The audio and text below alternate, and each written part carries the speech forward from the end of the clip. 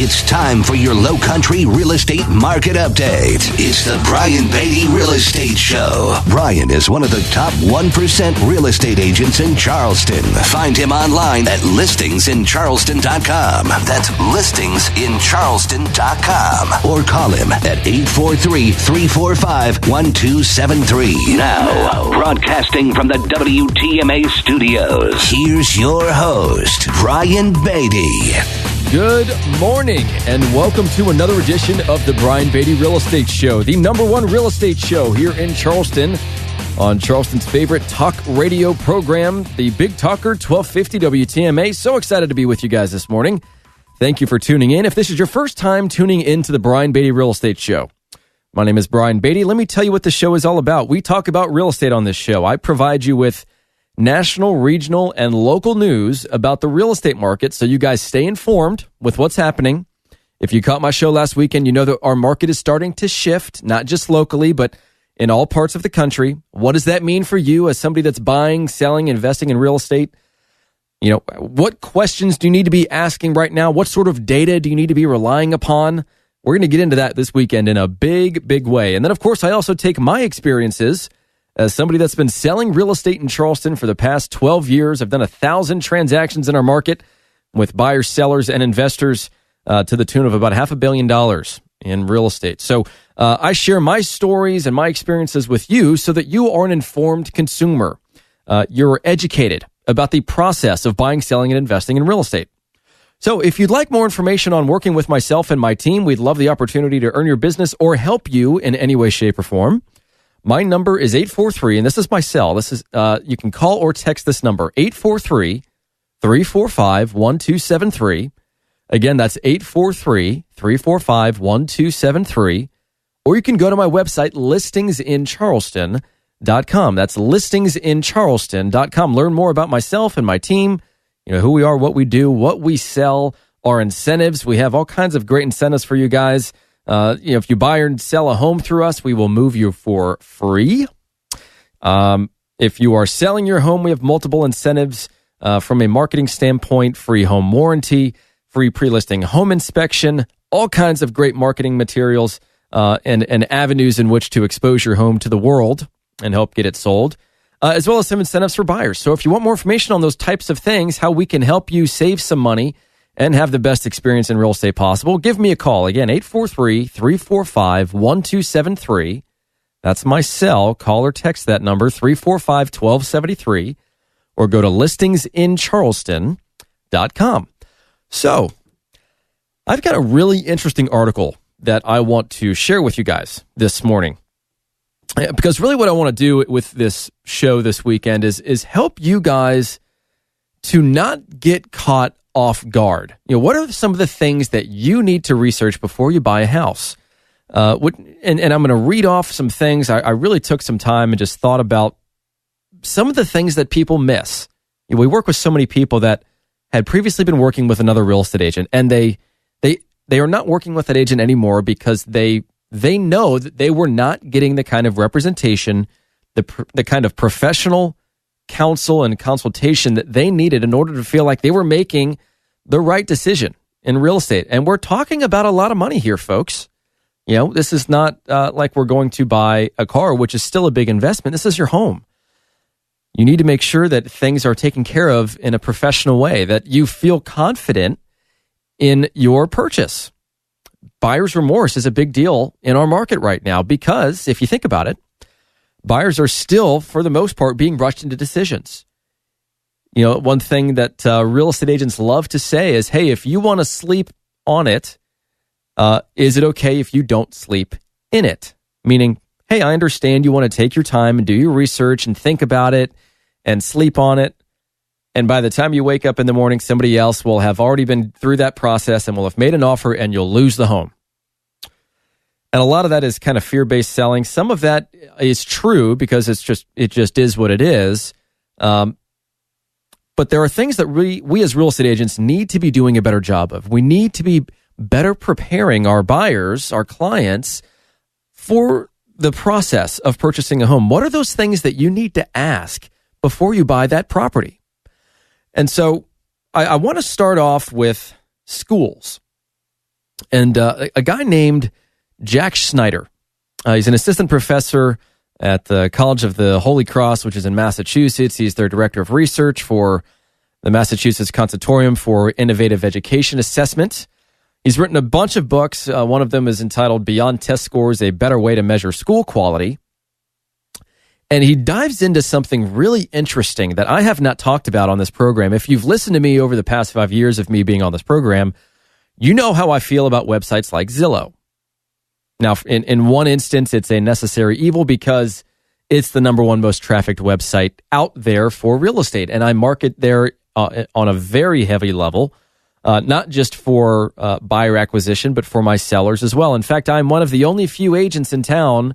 If you look at my listings, I'm the only picture you're going to see. And what I mean by that is Zillow does not want exclusivity on their listings. And this is a little bit off topic, but maybe worth explaining for just a brief moment here. When you go on Zillow and you're looking at homes for sale and you click on a property, you look at the photos, you read the description, you say, okay, I'm interested in this home. I want some more information, or maybe I want to schedule a showing. You're typically going to see one agent at the top and then 3 agents below them. The person at the top is the listing agent, and then the 3 agents below them are paying Zillow to appear on that list. They are paying for buyer leads.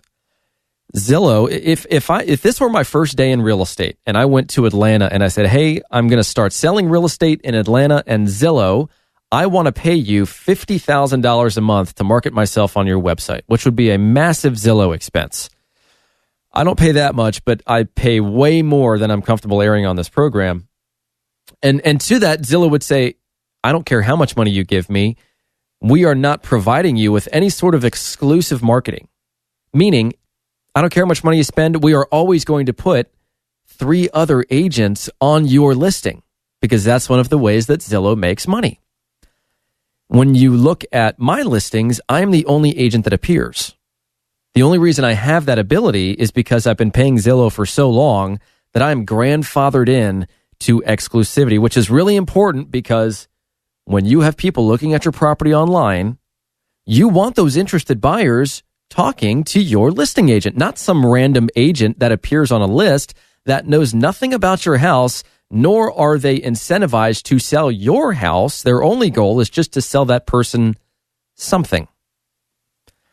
I always explain it as being similar to me going and working with a seller and sticking my for sale sign in the front yard, and then 3 other random agents come by and they also stick their for sale sign in the front yard. It's the same thing, just on a bigger scale.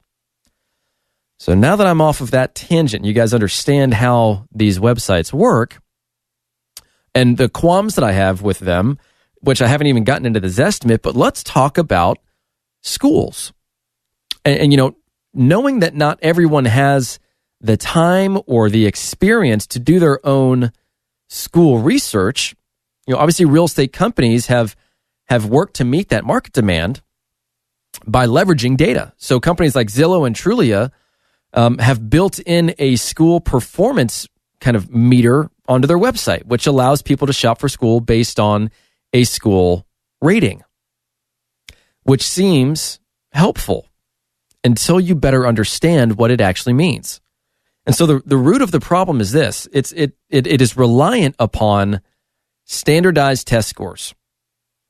And according to this guy, Jack Schneider, he says that as research has found, school factors explain only about 20% of achievement scores, about a third of what students and family background characteristics actually explain. Consequently, test scores often tell us much more about the demographics than they do about the schools. Low-income students, for instance, score lower than their affluent peers, even if they attend a high-scoring school.